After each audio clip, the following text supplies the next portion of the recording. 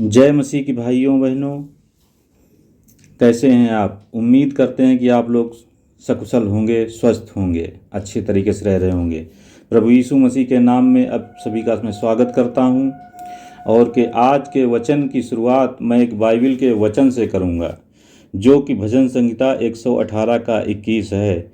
इस वचन में बताया गया है, कहा गया है कि हे यहोवा, तेरा धन्यवाद करूंगा, क्योंकि तूने मेरी सुन ली है और मेरा उद्धार ठहर गया है। Hallelujah, hallelujah. प्रेमी पिता परमेश्वर, आज के जो वचन का स्वर्ग का मैं मैसेज बोलने जा रहा हूँ वो सभी भाइयों को समझ में आए।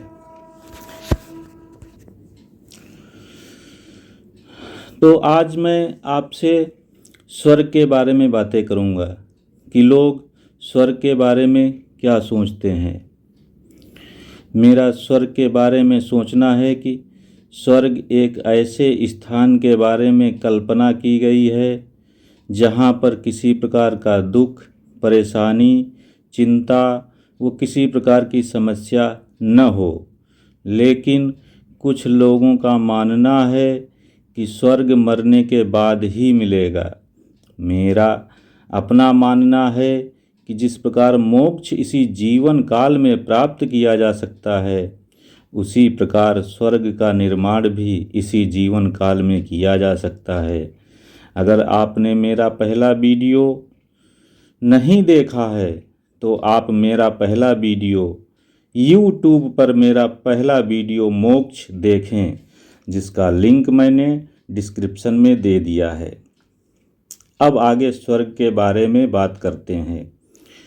अगर आपने मोक्ष प्राप्त कर लिया है तो आप स्वर्ग भी बना सकते हैं। इसके लिए आपको सबसे पहले अपने परिवार को स्वर्ग बनाना होगा। यदि आपका परिवार स्वर्ग बन जाता है तो पूरी पृथ्वी को स्वर्ग बनाया जा सकता है।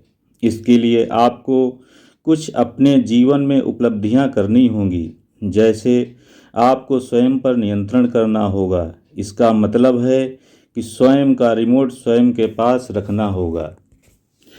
अपना रिमोट अपने पास रखने का मतलब है कि अपनी भावनाओं पर नियंत्रण रखना होगा। जैसे प्रमुख भावना का जो दुष्प्रभाव हमें देखने को मिलता है वह है क्रोध या गुस्सा। मेरा कहने का सीधा मतलब है कि अगर हमें अपनी क्रोध पर नियंत्रण होगा तो हम एक अच्छे व्यक्ति, सफल व्यक्ति हो सकते हैं। मेरा कहने का मतलब है कि यदि हमें कोई गुस्सा दिलाता है तो हमें गुस्सा नहीं आना चाहिए। हमें अपने गुस्से पर नियंत्रण होना चाहिए और हमें खुद तय करना है कि कब हमें गुस्सा दिखाना है और कब गुस्सा नहीं दिखाना है। यदि किसी के गुस्सा दिलाने पर चाहे जितना वो हमको परेशान करे, प्रताड़ित करे, लेकिन हमें अगर गुस्सा नहीं आता है तो इसका मतलब हमारा रिमोट हमारे पास है। और अगर किसी गुस्सा दिलाने से अगर हमें गुस्सा आ जाता है तो इसका मतलब है कि हमारा रिमोट गुस्सा दिलाने वाले के पास है। तो भाइयों और बहनों, मेरा स्वर्ग बनाने का पहला पॉइंट यही है कि हमें अपना रिमोट अपने पास रखना है और उसका अपने हिसाब से उसका प्रयोग करना है। अब मेरा दूसरा पॉइंट आता है, यदि आप अपने परिवार को संतुष्ट कर सकते हैं तो दूसरी पायदान को या दूसरे स्टेप को पार कर लेते हैं। सबसे पहले आप अपनी पत्नी को संतुष्ट करना चाहिए।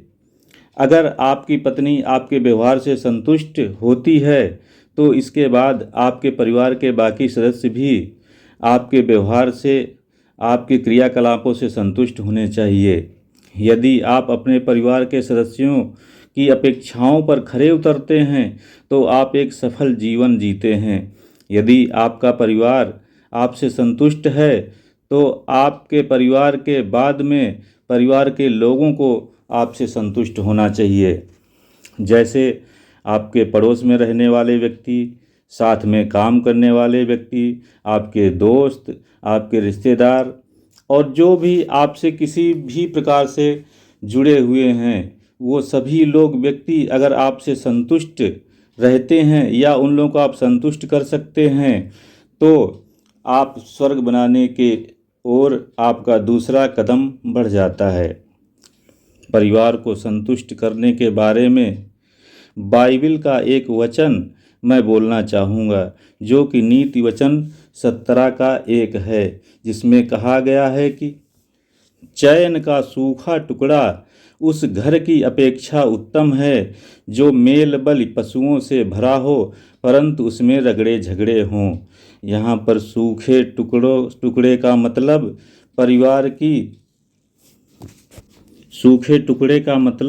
परिवार की संतुष्टि को दर्शाया गया है, और मेल बल पशुओं का मतलब फाइनेंशियल या वित्तीय मजबूती या धनाढ़ता को प्रतिबिंबित किया गया है।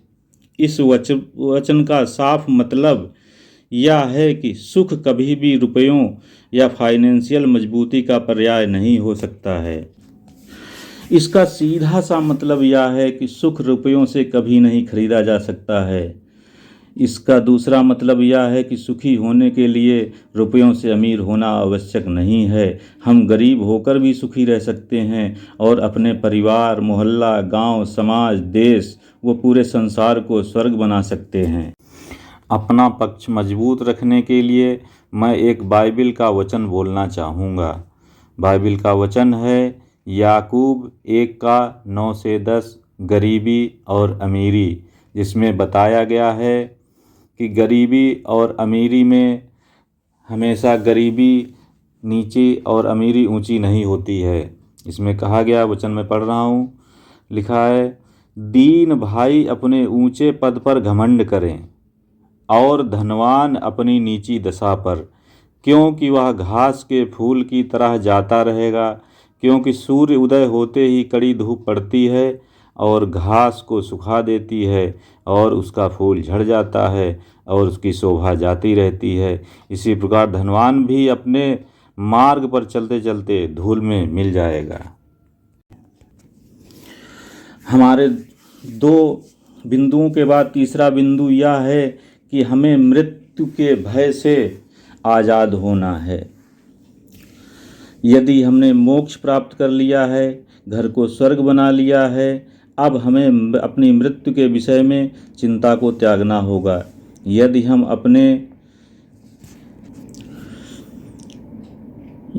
अपने पर जीवन काल में उपरोक्त उपलब्धियां प्राप्त कर लेते हैं तो जीवन छोटा हो या लंबा हो उससे फर्क नहीं पड़ता है। हमारा जीवन अच्छा होना चाहिए और हमारी मृत्यु की चिंता दूर हो जानी चाहिए। यदि हम सब कुछ अच्छा करते हैं, अच्छा सोचते हैं, अच्छाई की राह पर चलते हैं तो निश्चित ही हम धरती पर स्वर्ग का निर्माण कर सकते हैं और हमें मृत्यु की चिंता का समूल नाश कर सकते हैं। अंत में मैं बाइबिल का एक वचन बोलकर मैसेज को समाप्त करना चाहूँगा, जो भजन संहिता 21:6 है। इस वचन के अनुसार भजन संहिता 21:6 में कहा गया है, क्योंकि तूने उसको सर्वदा के लिए आशीषित किया है, तू अपने सम्मुख उसको हर्ष और आनंद से भर देता है।